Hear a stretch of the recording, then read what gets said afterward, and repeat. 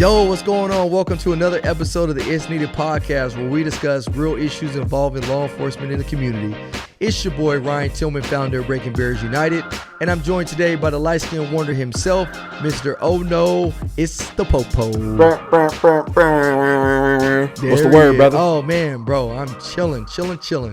I'm just excited, bro, because last week you guys got to hear my story. But this week, we get to hear the light-skinned wonder himself story. So I can't wait. I'm a little nervous. Oh, yeah, I'm a little excited. I'm a little nervous, I'm a little excited. we We about to, I got to hear this, man.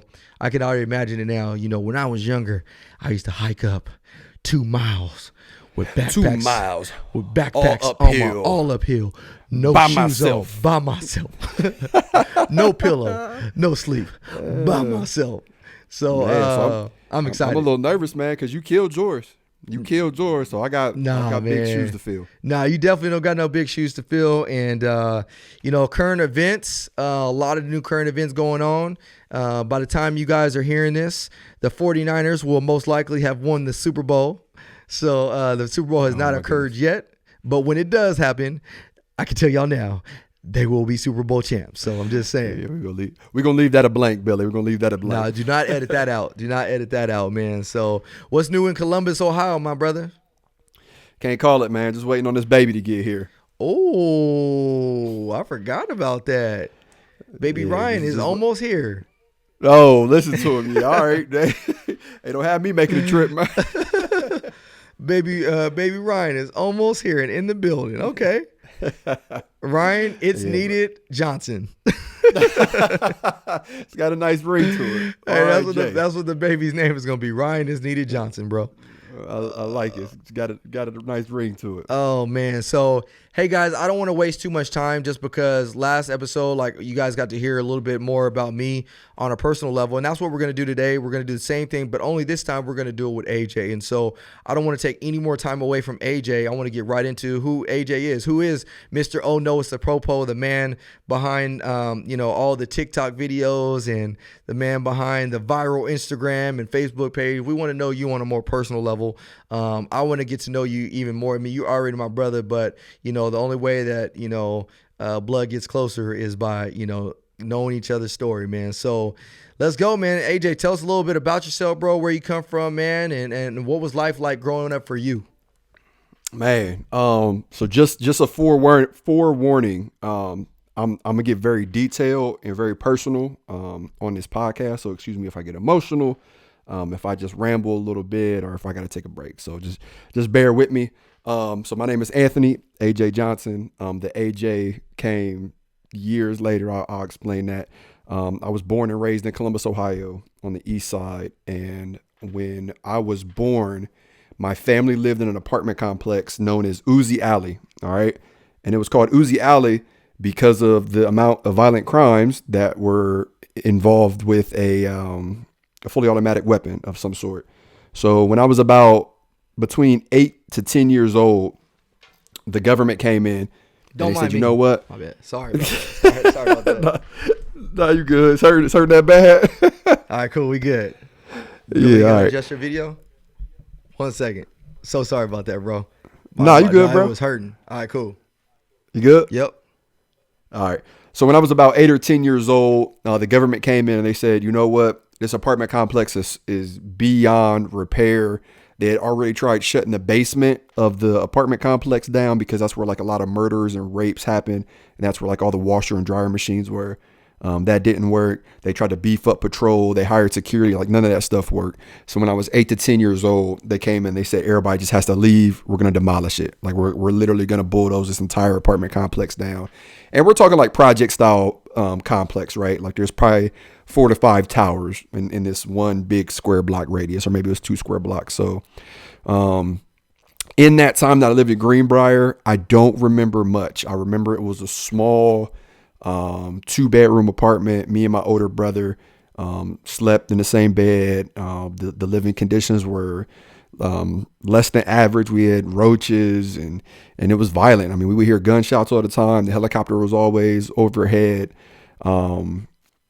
I watched and learned who my dad was. And that's the earliest memories of my dad. And while we were at Greenbrier before we left, I started to realize that he was an alcoholic, and he would always smell like these fruity drinks, right? He'd always come home super late. My parents would always argue, and he would always punch my mom. He would beat my mom. Anytime that we tried to intervene, he would beat us. He threw me through a sheet of drywall while I was at Greenbrier. You're talking, I'm 8 to 10 years old. Fast forward a little bit. We finally move out of Greenbrier. We're forced to move. We move in a small 3-bedroom house, maybe, 5 blocks away. And it was in a nicer area, and it was a house, so it was a definite upgrade, but it was definitely still in the inner city. And there, man, I was exposed to it all. The abuse from my father not only continued, but got worse. I would watch and hear my mother get sexually assaulted by my father multiple times. He would beat her. He would beat me. But most of all, he would beat my brother because we had separate dads. So he felt like he had to prove something to my brother, or he felt threatened by my brother for some reason because he wasn't his biological father. I remember multiple times where I would get a whooping, and he would, so first he would put us in the tub. He would go get in the tub. That way our skin would like soak up the wetness, and it would hurt worse, right? So then he would call us out one by one. He'd be like, all right, Anthony, get out. So he'd take me in the room, and he'd whip me with the belt, or, beat me, whatever he'd do. And then I'd get back in the tub. And then I remember multiple incidents, he would have my brother get out the tub, and he would beat him. And when my brother would get back in the tub, the water would just turn red from blood. Like that's the type of abuse we're talking about, right? So that went on until I was about 15 years old, and I started piecing things together. Like, like my mom doesn't have to live like this. At this point, my brother had already moved out. He was old enough to move, and thank God he was able to separate himself from it. But the behavior continued, and I didn't have the protection that I had with my older brother being in the house. So I had to step up and be the man, right? So now I'm getting in fist fights with my own dad in the house, and I'm losing because I'm a 16-year-old kid. My dad would come home high on crack, and he was like Superman. He was massive. And, he was like Debo back in the day, right? The whole neighborhood was afraid of him, and that's just what it was. So I remember getting my first job. My first job was at Staples, and I worked there for, like 4 months, and I came across a do-it-yourself packet, and it was a disillusion kit. So I start reading it. I'm like, what is this? And it's basically like, if you want to get a divorce, you could get a disillusion instead, right? Like both parties agree the marriage isn't going to work out. So I remember talking to my mom about it. And I'm like, Mom, like we have to do this. Like we have to separate ourselves from David. That's my father's name. We have to separate ourselves from him. And she was terrified. She's like, I don't know if this is going to work. Like, he might kill me if I bring this up. And just to kind of put things into perspective on how bad things were at this time, I can't tell you how many times we wouldn't see him for weeks on end. When it was his turn to watch us, he would take us to a drug house, and we would just go outside and play in random neighborhoods throughout the city. And sometimes it would just be me and my brother versus what seemed to be the world, right? Like we would be way on the west side. We live on the east side. We don't know anybody out here. And he'd be like, go out and play. And we go outside, and there'd be 10 kids out there like, well, who are y'all? And we're like, all right, here it is. Like, we get stomped out, and we didn't want to go back and say anything to David because then he would beat us up and make us go back outside to prove that we're tough, or, we don't raise any losers in this house, and we know how to fight and all of this and all of that. Right. So that's kind of where things were around that age when I'm talking to my mom and trying to convince her. So she kind of shut the idea down. She's like, nope. She's like, I love you guys. I don't want to see him hurt you, and I don't want to see him hurt me anymore. So we're just going to, kind of rock with it and let it go. And there were times that she would call 911, and he would rip the phone line out of the wall so she couldn't call, beat her with the phone. And then there were times when the police would show up, and he wouldn't go to jail. Now, there were times he did go to jail. But I mean, you're talking about my mom, black eye, bloody mouth, bruises, beat up, could barely walk. And he wouldn't go to jail for whatever reason. So fast forward, I get in the ear of her best friend, my mother's best friend. And I start talking to her, and I'm like, hey, this needs to happen. And she's like, absolutely. This is going to end in a very tragic way if it does not happen. So together, I saved up enough money. I bought the disillusion packet. I actually found out like 3 days ago they never used it. But what they did is her best friend helped my mom out. They hired a lawyer with some very creative convincing. We convinced David that it would be the best option that he signs the paperwork. So he signed it. And in his head, he was like, I'm going to sign it and I'm going to just live here. It's the best of both worlds. I'm not married to you anymore. I can come and go as I please. But I'm still going to live here. He had a rude awakening because as soon as he signed it, I called up Big Bro and we got all this stuff out when he was on one of his crack binges. He'd be gone for days on end. We took every single thing in his house or every single thing that he had in our house and moved it to a detached shed that we had, like a big shed. Wow. We put everything in there, put a padlock on it. And when he came home, we had the whole crew waiting like, yeah, you're not welcome here anymore. And he kind of chalked it up. He ain't put up a fight. He just kind of like looked at us and looked at me and he was like, "Can I get a hug?" And I was just like, "No, you're not getting a hug from me. Player, like, I'm good. I want to do something else, but I'm definitely not going to hug you right now." Yeah. So we left. A result of that was me failing a grade in high school. So I was held back. So I spent 5 years at a high school that was arguably the worst high school in the area that I lived. I'm not going to say what high school I went to. I'm not going to say the school district.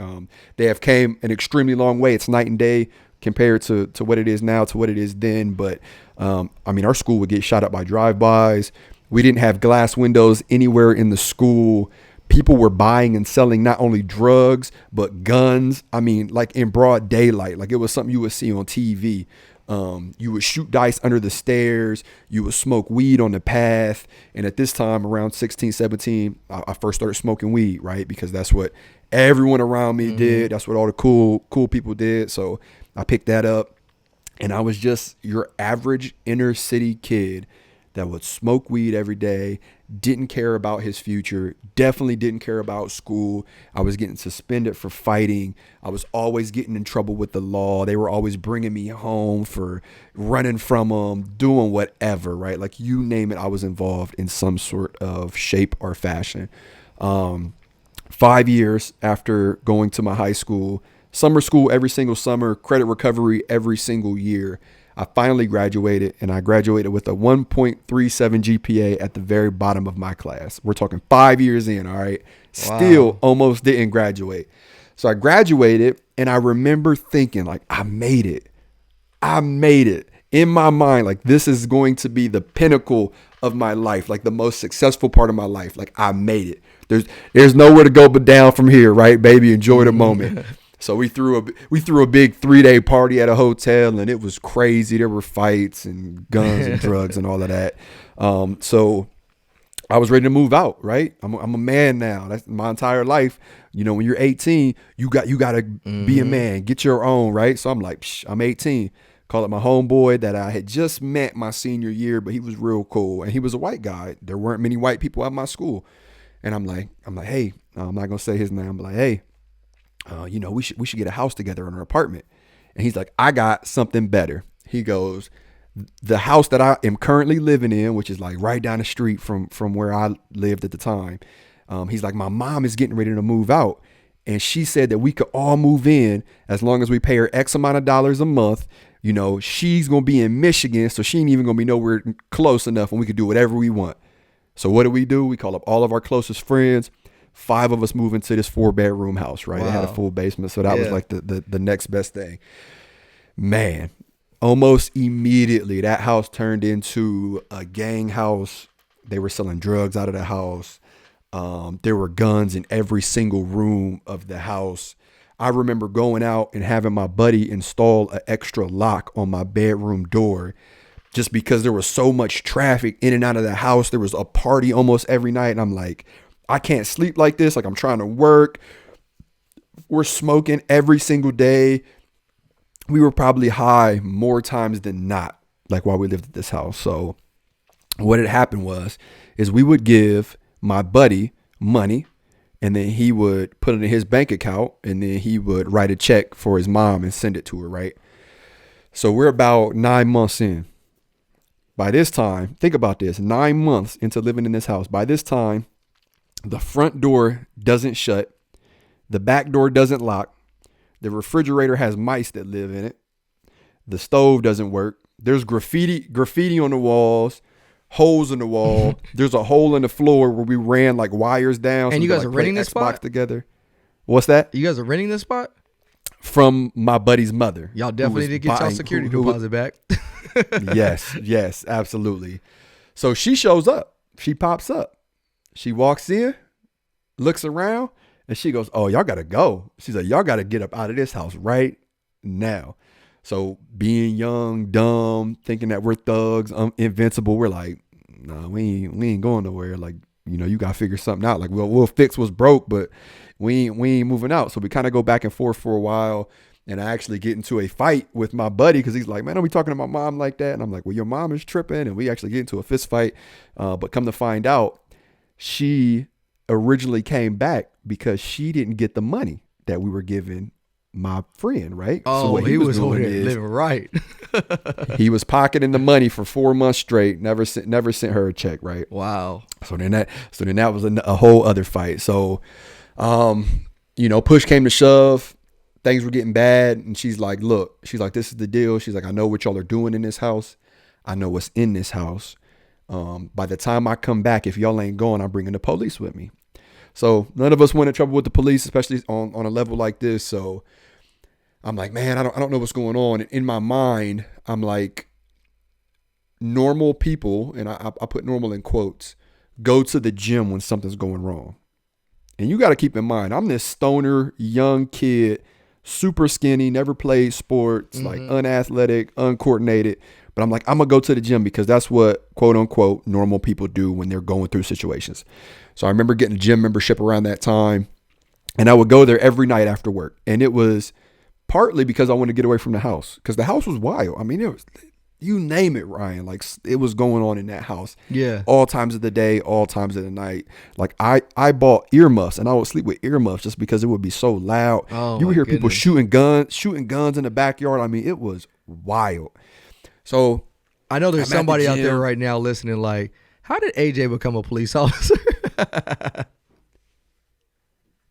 You there? Yes. And we're going to dive into that. We're going to dive into that. So I'm at the gym working out. I have no idea what I'm doing. And I'm using this piece of equipment, which is like a tricep extender, right? Like it's meant to hit your triceps. And I'm using it completely wrong. And this guy walks up to me. He's stocky.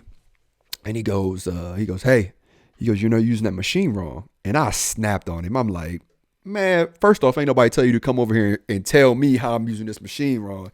And I'm like, second, like, you don't know me. Like, don't walk up on me like this. Like, you don't know where I'm at in my life right now. So he kind of just chuckled and walked away. And in the back of my mind, I was like, whew, that worked out because he is way bigger than me and I'm by myself. This ain't even my side of town. Like, this could have turned bad, Yeah. right? So I remember going home that night and I'm laying in bed. And this was a very vital part of my life and the reason why I am who I am today. Now, I remember sitting there and I'm thinking, and I'm like, you know what? That dude could have destroyed me. Not only could he have destroyed me, but he was really trying to help me out. Like, he didn't talk down to me. He wasn't making fun of me. He didn't say it around anybody else. Like, he genuinely was trying to help me out. So I made it a point to go back to the gym the next day around the same time in hopes that he would be there. And he was. So I built up enough courage to walk over to him. He's in the free weight section. In my mind, you had to be big to be in the free weight section. I'm in the machine section, right? Bird chested. Bird chest wasn't even there yet. I ain't even hit bird chest status, right?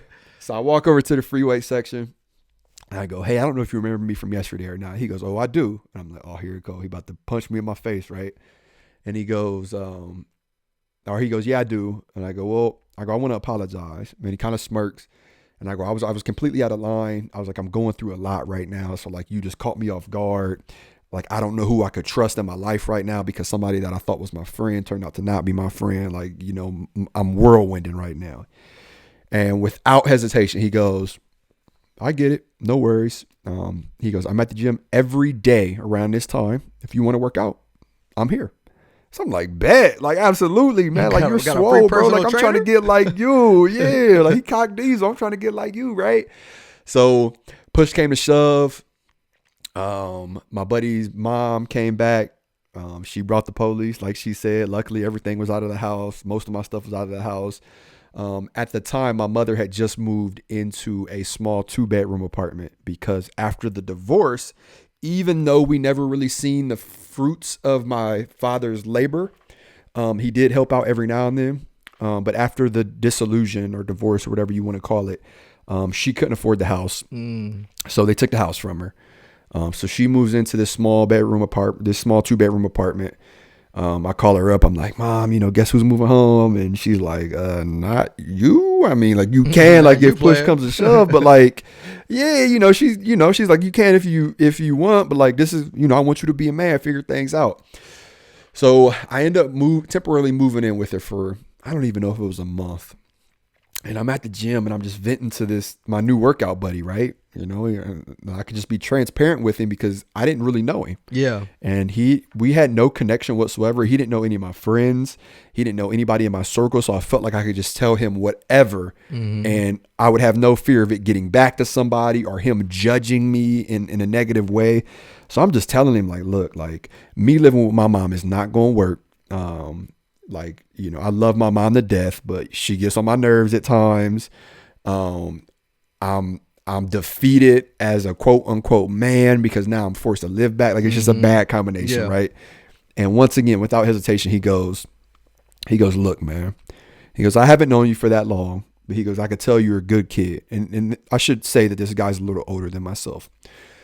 He goes, I have a 3-bedroom house in an extremely nice suburb of Columbus. He tells me the suburb name. He goes, you're more than welcome to move in with me. He's like, I won't charge you rent until you get on your feet. That way you have an option. And I remember thinking, like, no, bro, like, you're not about to have me on TV. Like, I see these TV shows, like, stop it. You looked at him like Michael Jackson. Yeah, yeah, man, you ain't about to. Yeah, I was about to say something too. You ain't about to do me bad, right? So, things got to the point where I was like, you know what? Like, I need to figure something out because I just wasn't in the right mental space. And I was like, you know what? I'm going to jump. I'm going to just see what happens. So I took him up on his offer, moved into his house. About a week, 2 weeks into me moving into his house, I remember sitting down at Mongolian barbecue at Easton Town Center, which is like a very nice town center in Columbus. So it's me, him, and his best friend. His best friend is even bigger than him. Like, his best friend was massive. And I remember asking his best friend, I go, what do you do for a living? And keep in mind, I had no idea what my buddy did for a living either. And they both kind of chuckle. Meanwhile, I am stoned out of my mind, smashing some Mongolian barbecue, right? And he's like, oh, I work at Taco Bell. And I was like, oh, that's what's up. I'm like, how long you been at Taco Bell? And they're kind of like laughing back and forth, but it's not like enough for me to catch on. And he's like, I've been there for about a year, I think now. And it's like, dang, that's what's up. I'm like, what they paying it? Like, they hiring you. I'm trying to get in with Taco Bell, right? Like, you seem like he had a nice car. I'm like, he lived at the town center, which was really nice. I'm like, man, like, I'm trying to get on with Taco Bell.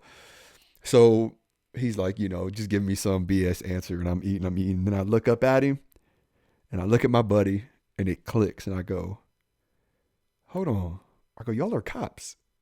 And they bust out laughing. And they're like, dude, like, how are you just now figuring that out? Like, we wear thin blue line shirts. And like you moved in with this guy and you don't know he's like, granted, his career is outside of uniform. Like, he doesn't wear an actual uniform. But I'm like, I don't know what a thin blue line is. Like, I'm this kid from the hood. Like, I barely graduated high school, right? Yeah. So it wrecked my world, man. And I remember thinking that night, which is also a very pivotal point in my life. I remember thinking my entire life, I was taught to not trust the police.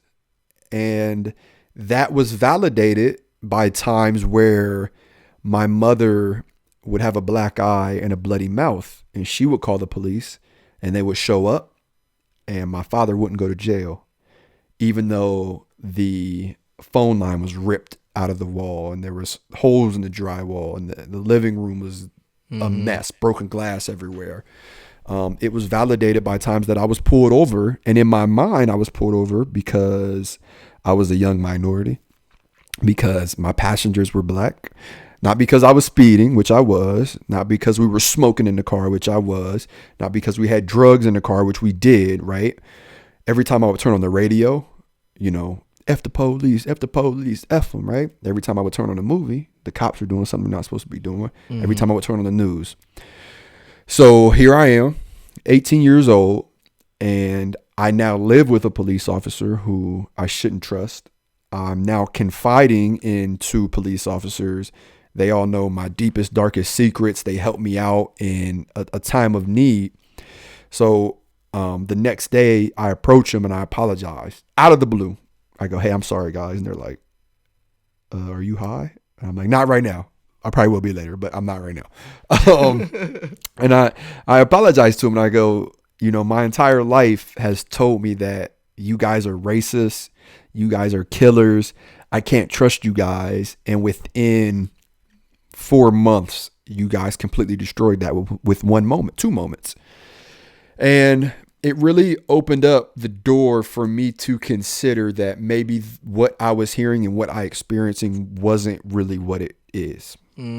So we had a lot of conversations just about different things going on, Rodney King, whatever we would see on the news, we would talk about, and he would break it down from his perspective. I would break it down from my perspective. Sometimes we would agree or disagree, but more times than not, I would walk away with a whole new outlook on life and a whole new outlook on policing. So keep in mind that this guy knew everything that I was involved with. He knew the gangs I hung around, I was associated with. He knew the firearms that were around me more times than not. He knew that I smoked weed more times than not. But he still let me move into his house, and he would have talks with me, and he would go, "You know what, AJ, like, you need to stop this and get your life together." And I'm like, "Why? Like, what's my future hold, right? Like, I'm gonna be a rapper, or I'm gonna be something, right? Like, top.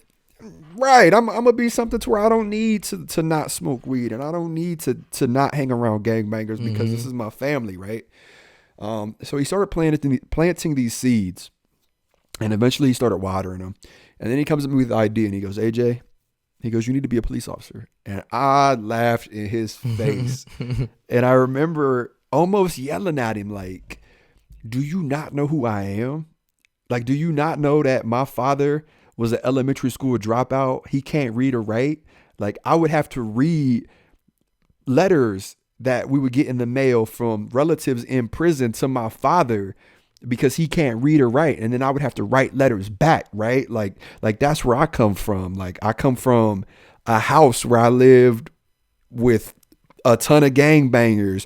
They were selling drugs out of the house. Like, I hung out with a group of kids when I was 16 in high school called the GIB boys. It was like this small group we created.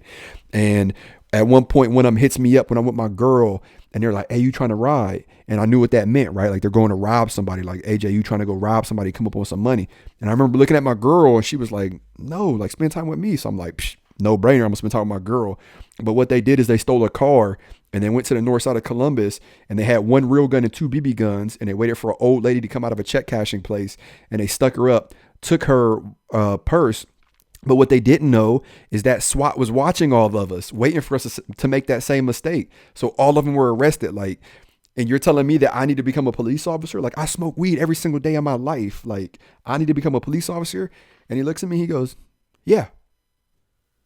And it was that short of an answer that made me think maybe it is that simple. So we'll kind of fast forward through this a little bit. We go back and forth. He tells me, he's like, "You got to quit smoking weed."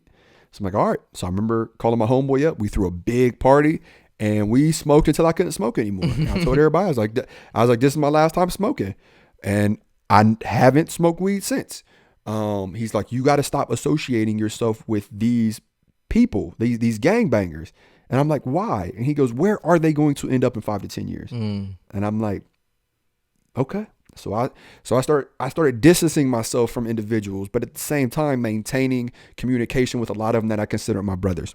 And I remember telling them, hey y'all, I think I'm gonna become a police officer. And I got threats. Like, what? Like, bro, tell me you playing. Like, nah, I'm being dead serious. Like, okay, I'm gonna shoot your mom's house up. Tell me you playing. And I'm like, no, I'm being dead serious. Yeah. Like if you shoot my mom's house up, like I'm still gonna be a cop. Like that's not gonna change anything. Yeah, exactly. Right? So those are the kind of hurdles I had to go through. So fast forward, I quit doing all that stuff. I got my life together. I got a job. I got 2 jobs. I was working 2 jobs at the time. Back at Staples and I got a job with FedEx handling packages overnight. Like I'm grinding. I finally have a goal. And he's like, you have to work for the division of police I work for now. I got to be careful how I say this stuff. So I'm like, all right, like that's the goal. Like you set the goal for me. I never had anybody really set a goal for me like this. So I'm like, all right, bet. He's like, the process takes a year. He's like, you're ready now. He's like, there's been enough time. He's like, you've been about 1.5 years of you getting your life together. Apply. So I remember applying. At this point, I'm in incredible shape. We worked out every single day, twice a day sometimes. And I made it all the way to the end of the process. Smoked everything, right? Except the background investigation, which was very shaky. And I was concerned about it, but he assured me, he's like, don't worry about it. You got it. I made it all the way to the end of the process. And now I'm in a panel interview. And I remember a guy looking at me, and there's 3 or 4 of them. And there was one guy who didn't say one word the entire time. He's just looking at me disgusted. And he said one thing about halfway through, and he goes, look, you're telling me that you want us to trust you with our badge. And he goes, look at these things you've done. He goes, look at all of this. He goes, we want you. And I'm like, yes, sir.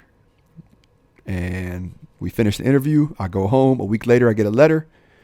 You are declined. We do not want you. Rejected from the process, right? So I remember being devastated. Fast forward a little bit more. I ended up spending $5,000 of my own. Actually, I ended up spending $1,000 of my money. My very good friend / mentor put up $4,000 of his own money to put me through a police academy. Wow. So I graduate, president of that academy. I get a job as a security guard at the hospital in Columbus. Mm-hmm. It's called Grant Hospital. It's like the level 1 trauma center. But they held my commission, which means they held on to the certificate of me being a police officer. I did that for 2 years. Then I applied for a smaller agency. I kind of had a connection with the chief there. I get hired there. I was there full time for a year. And then on my own accord, I'm like, you know what? It's time to reapply. Like I ain't give up hope on my dream of becoming an officer at this agency. So I put my app in. A year later, they're like, we want you. So an important part of that story is I made it all the way to the end of that process. And the panel interview, there was the same guy there. And I remember my heart sunk down to my stomach.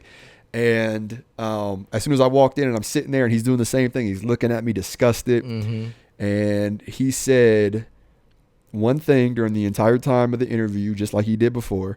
And that thing was, he goes, Anthony Johnson, I want to ask you a question. I'm like, here it goes. Gloves off, right? And he goes, if we didn't want you 2 years ago, 3 years ago, however long ago it was, what makes you think we want you now? Dang. And I looked at him as confident as I could because I anticipated this answer, and I still live my life by this today. And I said, well, sir, with all due respect, if you don't want me this year, you're going to see my face next year. And if you don't want me then, you're going to see my face the year after, because I'm not going to stop until I wear this badge. And he kind of cracked a smile, and there was an older black lady on the panel. She kind of rocked back and gave me a head nod, and they gave me my acceptance letter. Wow. That's right. So I got on with the department. Within, I don't know, a year or 2 years on the department, I noticed that everything on social media was negative. Like everything on social media about police is negative. Police are this, police are that, right? And here I am crediting my life to a police officer, a white police officer at that, right? So I'm like, I gotta do something about this. So I started an Instagram page called "Oh No, It's the Popo." I thought it was funny. I thought it was funny at the time, and I was like, you know what? Like, I'm gonna post some positive stuff just for my friends to see. Yeah. And it was a private account, and I would just post goofy stuff of me leaning against a cruiser, me looking all sexy in a uniform, all buff with a tailor sleeves Hey, Billy, and let's all of make that. sure Right? we go back to some of those old posts, bro, so we can put them out there. Oh yeah, I got some. I had to delete a bunch of old ones. Fast forward, that morphed into what it is today. I made it public. I started pumping more stuff out. Man, I've been recognized for community policing really nationwide. I joined Humanizing the Badge thanks to Officer Daniels. I've traveled the country with them speaking and putting together different events to help bridge the gap between law enforcement and the community. I was called by the Ohio governor's office, who handpicked me to sit on what's called a community collaborative. And it's basically where the ears for the governor's office with the community. And we come up with policies and procedures that agencies all over the state of Ohio follow. Me and my homeboy Ryan and Billy created, the It's Needed podcast, and I think we're up to 42 countries right now. I share that story, and I'll end it like this before you start asking the questions, because I know you probably got a lot. I left a lot out. I left a lot out of that story, just because for the sake of time, right? But just know that I went through every single thing that I went through for a reason, and it made me the man that I am today. So during that last panel interview, somebody asked me, they go, if you could go back in time and change anything that you did, what would it be? And I looked the lady in the face and I said, it wouldn't be anything. And they were upset. They're like, what? Like, here you are applying to be a police officer. Like, we know every single thing that you did in your life, and you're telling us you're not going to go back and change anything. And I went, no. Like, every single joint, every single blunt that I smoked made me who I am today. Every single time that I did X, Y, and Z that was illegal, it made me the man that I am today. The fact that my father couldn't read or write, the fact that he was abusive, the fact that I see my mother work 3 jobs her entire life to support her abusive husband and her 2 loving children made me the man that I am today. Like, I wouldn't change any of that, because if I changed something, there's no telling who I would be. And I share my story with you to let you know that if you're going through something, you're going to be all right? Like we were talking about struggle last week when you shared your story. I'm a firm believer that struggle is nothing more than the process of becoming who you're going to be. Like just know when you're struggling, going through something, like you're in the process of becoming who God wants you to be. So embrace that. Man, that's probably one of the deepest stories, man. Deeper than some of some of the crazy good motivational speakers out there, man. And I just learned so much about you that I didn't know. So I'm just like all of our listeners right now.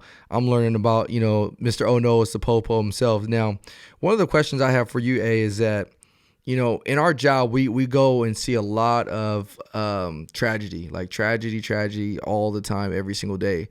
For me, I've been able to cope with a lot of that tragedy just because I have God in my life.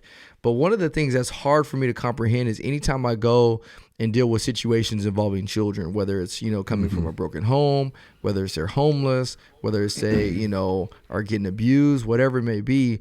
And I'm always in the back of my head thinking like, man, this kid is starting at a disadvantage, and he is going to have to work through a lot of things to overcome to be successful.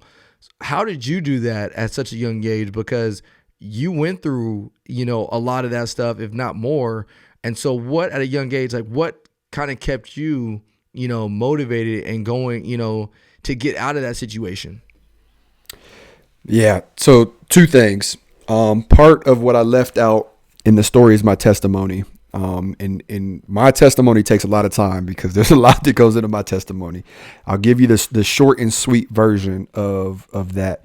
When I was 13 or 14, I was dating this girl and I thought I was going to marry her, right? Like, this is the one, we're going to be childhood or sweetheart, whatever, right? Like, we're going to have kids, white picket fence, all of that. she got me hip to a church that was down the street.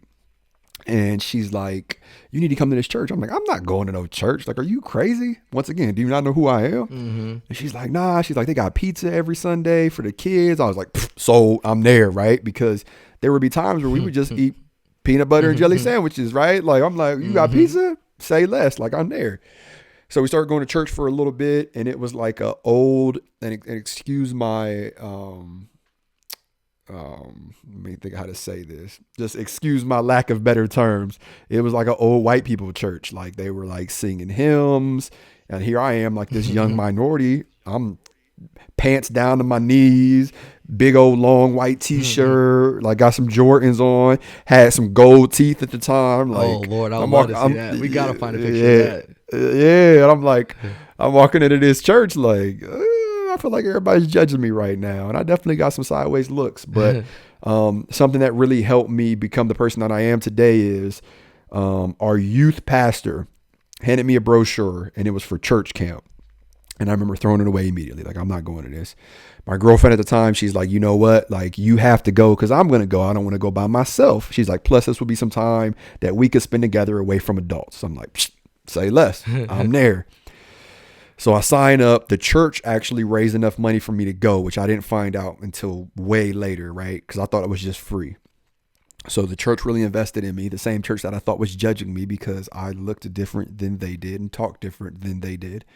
So I show up the day of, and I'm looking around. I'm like, where my girl at? And she called me. She's like, hey, she's like, I can't go. And I'm like, why can't you go? She's like, I got in trouble. She's like, you got to chalk this up and go by yourself. And I'm like, oh my goodness, this is going to be the longest week. It's a week long, Brian. It's a week long. I can't do this. I got gold teeth in my mouth. I can't do the kumbaya thing by myself. Yeah. So we get on the bus, we go down there. And as soon as I get off the bus, there was a guy, a young kid. He had really bad acne, and he had jet black hair, and it was slicked back, and it was really hard and like crusty. And I've always been like really goofy. So I see him and I go, slick back.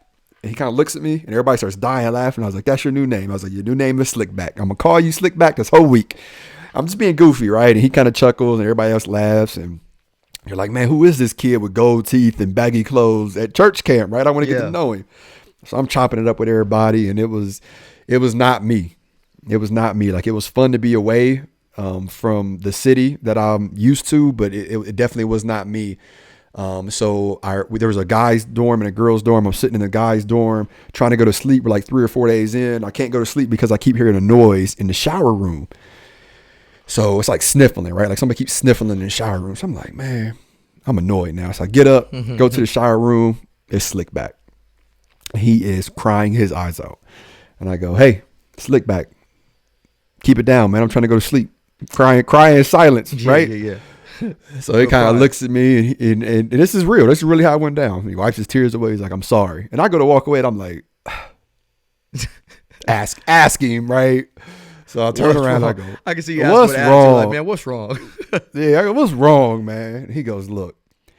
He goes, my parents are going through a divorce. He goes, I get bullied every single day of my life. He goes, this was my last hope before taking my life. And he goes, everyone here makes fun of me. No one likes me. He's like, they call me Slickback, blah, blah, blah. So here I am feeling this small, right? I feel terrible. And when I say this, I don't want anybody to roll their eyes thinking I'm saying it to say it. Right hand to God, this is a true statement. Out of nowhere, before I knew what I was saying, I asked him, I go, can I pray for you? And I remember when I said it, like my eyes got big. Like what are you saying right now? What did I just say? And he starts crying, and he goes, yes. So I'm like, all right, I can't go back. I just asked him. So I grabbed his wrist for some reason because I don't know how to pray. I don't do this stuff right. And I just start praying. And when I tell you that it wasn't me praying, that would be an understatement. I was using words I've never used before. Wow. The prayer was so powerful. By the time I got done, I was screaming the prayer as loud as I can. And I was squeezing onto his wrist as tight as I could. And I remember saying amen, and I pushed him back just because I was like in defense mode now, right? Like I said amen, and I pushed him back, and I opened my eyes, and the entire boys' dorm was around us with their hands out praying. So I should rewind a little bit. When I was on the bus on my way to church camp, I remember asking God. actually, I was telling God, I was like, God, look, I said, if you're real, let me know before the end of this trip, and I'll never question you again. Mm-hmm. He let me know. It was a slap in the face. So that's a big reason why I am the person that I am today, is because I dove into church, and that became my outlet to get away from my friends who were murdered, because I had friends who were murdered, and my friends who were locked up doing things that I potentially would have been doing with them. And then the second thing is I always had a dream of giving my mother everything that she never had, because I seen her struggle so much. So whether that was, I'm gonna sell as much drugs as I can, and I'm gonna buy her a house, or I'm gonna become a businessman and buy her a house. I always had a dream of becoming successful and not letting my pride ruin that, so I could spoil her. So when the idea of being a police officer came into play, I was like, oh, it's a no-brainer. I'm gonna become a police officer. I'm gonna grind. I'm gonna work overtime. I'm gonna make more money than I ever could have imagined, because people where I come from don't make this type of money. I'm gonna save half of everything, and I'm gonna buy my mama a house. So with those two things combined, it kept that fire going, and it kept me motivated to do better and to be better. Wow. So let me ask you this. When you started to make that transition in your life, did you notice like any of your old friends, like were they going by the wayside, or did they stick by your side and just embrace the new AJ? I would say about 80% of my friends, and I use that word friends loosely, they were just gone. And I never really went to those friends and told them like, hey, I'm gonna write you off, or like we need some distance. I just went to them and told them my dream. And in my mind, I was like, well, if I can't come to you with the craziest dream in the world, and you're not giving me anything but support, you're not really my friend. So what I did is, individually, I would go to them and I would tell them, and based off of how they would react, I would go, okay, I need to write this person off. So what had happened is it resulted in maybe five friends that I still talk to today. Two of which are extremely good friends. One of which was in my wedding party, and he would have been my best man if it wasn't for my brother. But yeah, I had about 5 friends that made it through. Man. And so you have like what I would say is like you have the true underdog story. And as a matter of fact, by being an underdog, I mean, what I mean by that is you had all odds stacked against you. And so transitioning into the law enforcement realm, there's a lot of people out there that are hurting right now, or just down and out in their luck, and they keep getting disqualified. They don't know why they got disqualified. What would you tell them, as far as some encouragement or whatever it may be? Because like I said, your story is tremendous, just as far as looking at, what you had to overcome and, looking at your life currently. So what would you tell a person right now that's going through some tough situations that they're trying to find a way to get out of?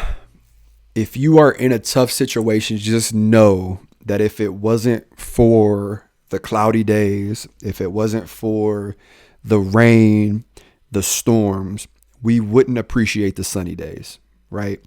Like if every single day we woke up, it was 80 degrees out, no clouds in the sky, perfect weather, we wouldn't appreciate the sunshine. Also know that with every storm comes a passing, right? I can't tell you how many times I've been placed in situations where I've literally out loud asked God, why? Why am I going through this right now? I'll share one more quick story. I'm a police officer at my current division. We get a call, me and my buddy Jones are working together. We get a call, domestic dispute, right? Like a boyfriend, girlfriend arguing in an apartment in a pretty bad area. We respond. Everything about this day was different. My partner was the first in to the apartment for some reason. I'm normally the first in. So Jones is already in there talking to somebody. I walk in and my jaw hits the ground. It's David, my father. I haven't seen him in years. He is cracked out. He ain't got no teeth in his mouth. The apartment is trash. There's dirt everywhere. He's skinny. His face is sunken. He looks bad, right?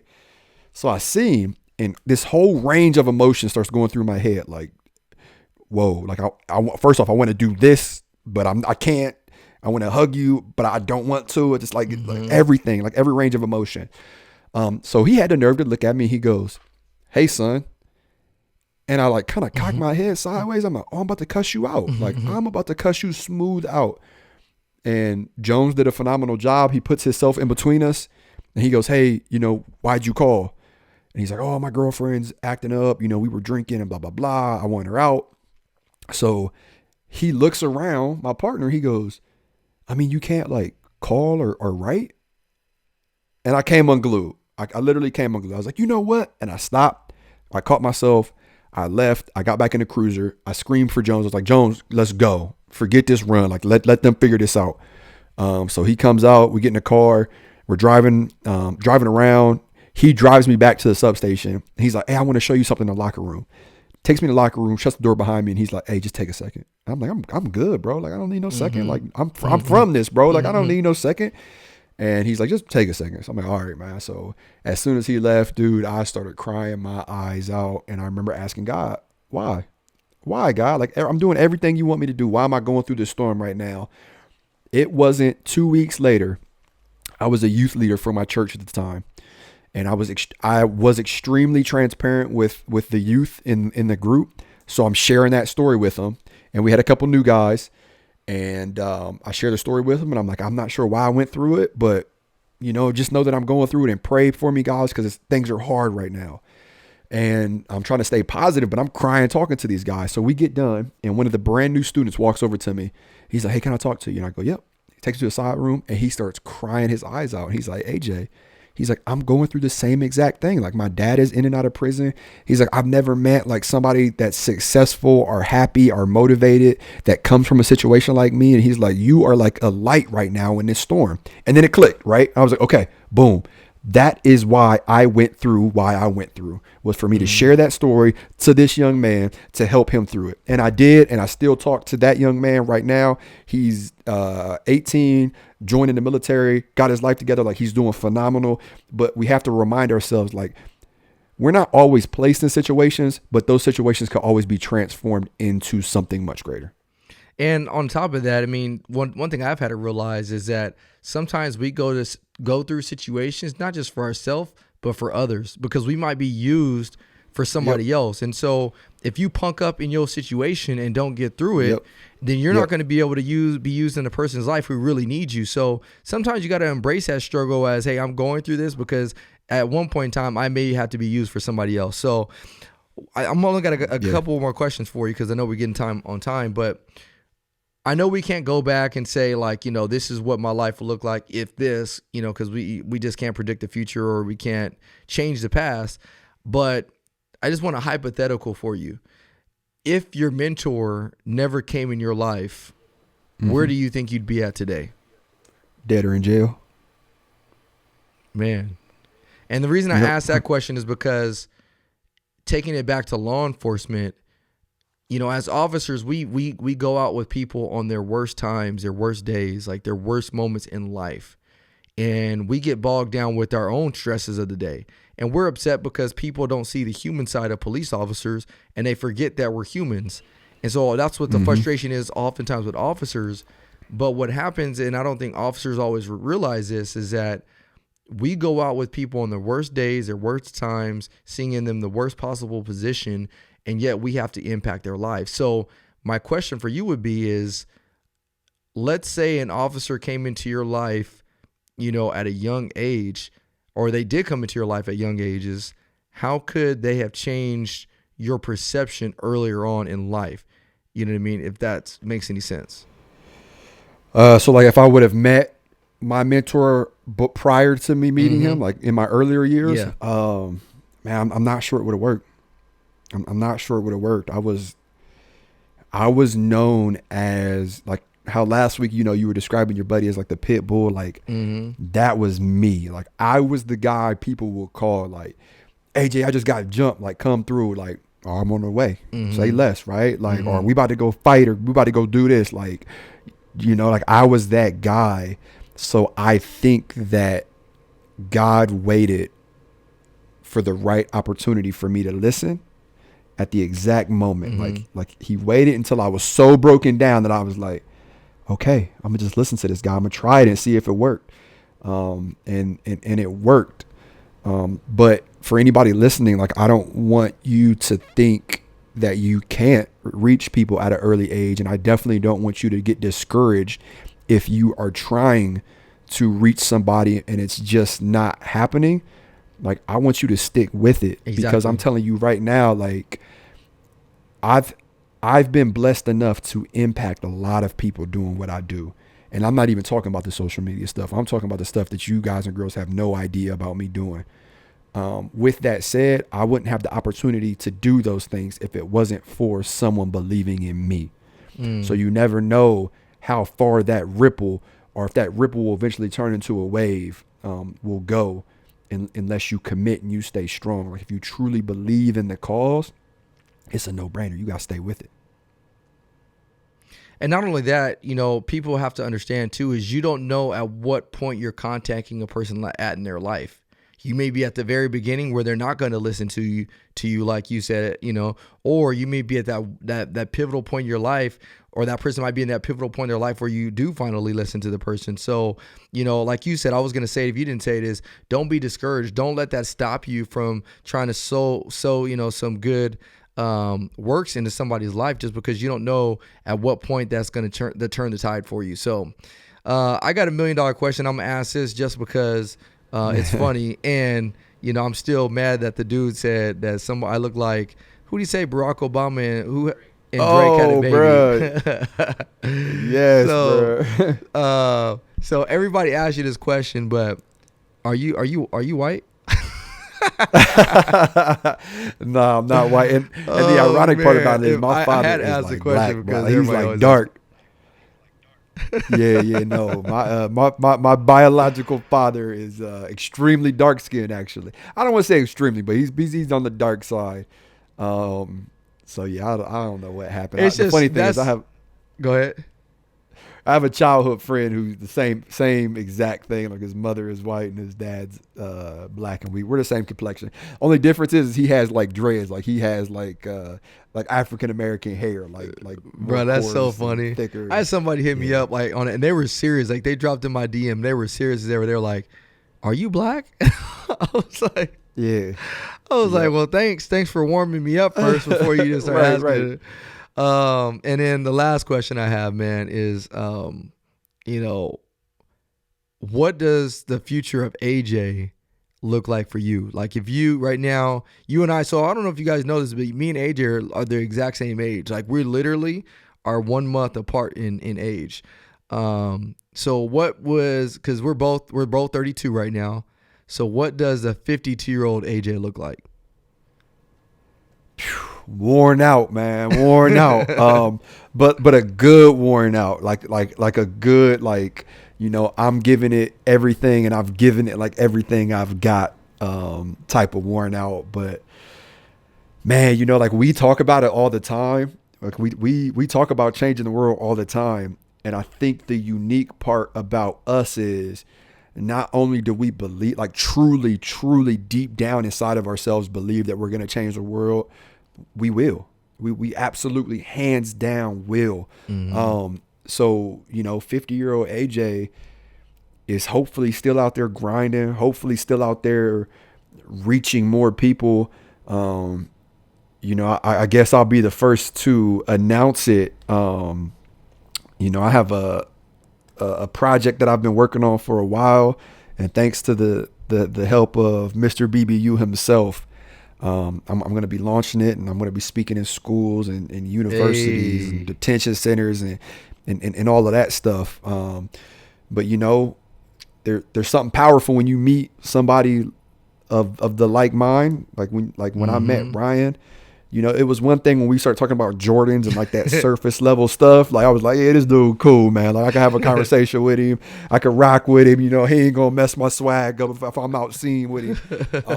But it's a completely other thing when you meet somebody that thinks like you do, on the terms of like, I'm gonna change this world. And Ryan's like, well, I'm gonna change it before you do. And I'm like, Yeah, okay. Just wait. I like it. Yeah, I like this guy. I like him. But then, when you dig even deeper, you're like, okay, like you're a believer in Christ, and like you base like everything you base your life on is off of that, and as well of mine. So there's something powerful, and I don't think a lot of people are blessed enough to find that person, and I think we definitely did. So something powerful is gonna happen, man, and I don't know. I'm excited to see where God has me. Man, yeah, man, feeling is mutual. Parting words, bro. Give our listeners some motivation as they start their week, because we usually launch these podcasts on Mondays. So give our listeners some parting words and some last advice that you would give to them. And I will say, man, AJ, I want to thanks for you sharing your story today too, because man, it's a phenomenal one, bro. And I would be remiss if I didn't tell you, like, man, like you've helped me step my game up in so many ways. You continue to inspire me. You continue to inspire the Savage and so many others, bro. And so, like you said, God puts people together that need to be together, and I think that's why we're together. And you're going to be a phenomenal pops, bro. And I do want to highlight that too, because your pops wasn't the pops that you needed in your life. But yet I'm sure you're going to take lessons from him even still in order to be such the father that you are. And so Does that motivate you at all as becoming a dad? Listen, people ask me all the time, how did you make it through life with such a horrible father? And I laugh and I go, oh, I didn't have a horrible father. And they're like, what? Like, you just told me he did all of this stuff. And I tell them, in a way, I had the best father possible because he taught me everything what not to do. Wow. He taught me everything that I didn't want to be in life. And for my parting words, that is exactly it. Like, there's two ways that you could look at anything that comes your way in life. You could look at it like, oh my goodness, like my dad he does this and he does this, and I'm scared. I can't sleep at night because he'll wake me up in the middle of the night and throw me through drywall, and he'll take everything away from me. I was grounded for a year once, Ryan. A year. I don't even know why I was grounded. And my son is over here grounded. My son is mad because he grounded for 2 days. Hey, I'm not lying, bro. Like, no TV, no friends over, no nothing, bro. Like, straight to your room. Don't talk until it's dinner time for a year of my life, bro. Like. And you could look at those things as woe is me, right? Like, feel bad for me, give me pity, build me up. Or you could look at it like, bro, I'm here. Like, I made it through that. Like, what's next? Like I can't picture a bigger hurdle in this race called life, right? Like that's how you got to look at everything that comes to you in life. And two more things actually. I met the most beautiful woman in the world and got married.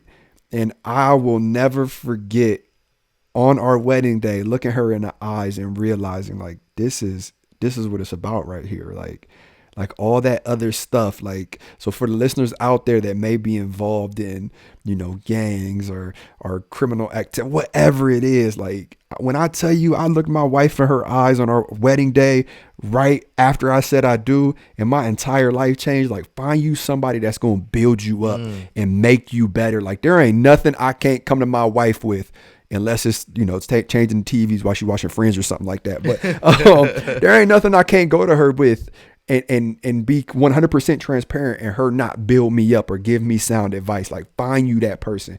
For the law enforcement officers out there listening, just know that I was that thug that you deal with. I was that gangbanger you deal with. I was that person with the drugs. And you. When I say you now, I don't want to give away too much because I don't want to get myself in trouble. But just know that I was involved in a lot of stuff, all right? So keep that in mind. And it took a police officer to not see me as a gangbanger. It took a police officer to see me as a human being with a heart just like his that forever changed my life. So always remember that when you're out there, like, you're going to meet people at the complete worst time of their life. Like, think about this. I almost cussed him out when he first walked up to me, right? He walked up to me and he was like, you're using the machine wrong. And I was like, get away from me, man. Yeah. Like, low key threatening. He still set his pride aside and allowed me to apologize and then continue to take me under his wing and shape me into the person that I am today. So you never know who you're going to be talked to when you're talking to that person. Just have compassion, have a heart, put all the rest of that aside, like politics, all of that, like talk to people as they're a human being, like meet them on their level. Like none of that matters. Well, he voted for Obama. Well, he voted for Trump. Well, he lives in this area. He's black. She's a female. Like none of that matters. Like at the end of the day, like we're humans. We all want to do good. We just don't know it yet. Give somebody the opportunity to do something good. Boom. I couldn't say it any better myself. So, AJ, I want to thank you again, man, for sharing your stories. Listeners, we appreciate you. We hope you guys enjoyed these past 2 weeks being able to just get to know the personal side of me and AJ. We will have the Savage in the seat one of these days. That's right. Pretty soon. He That's keeps right. saying no, but we're going to get the Savage. Again, if you guys appreciate this podcast, I always tell you, but please do us a favor. Give us a nice review. Give us a 5-star review, nothing less. And don't even give us a 5-star review. Actually, leave a review for us so that way we know what you guys like a podcast, like what you guys like about the podcast and what you don't. So shout out to you. Congratulations to AJ, who's going to be having Lil Ryan here pretty soon within the next couple weeks. And congrats to Wifey, man. We love you guys. Take care, guys, and we'll see y'all next week. Peace.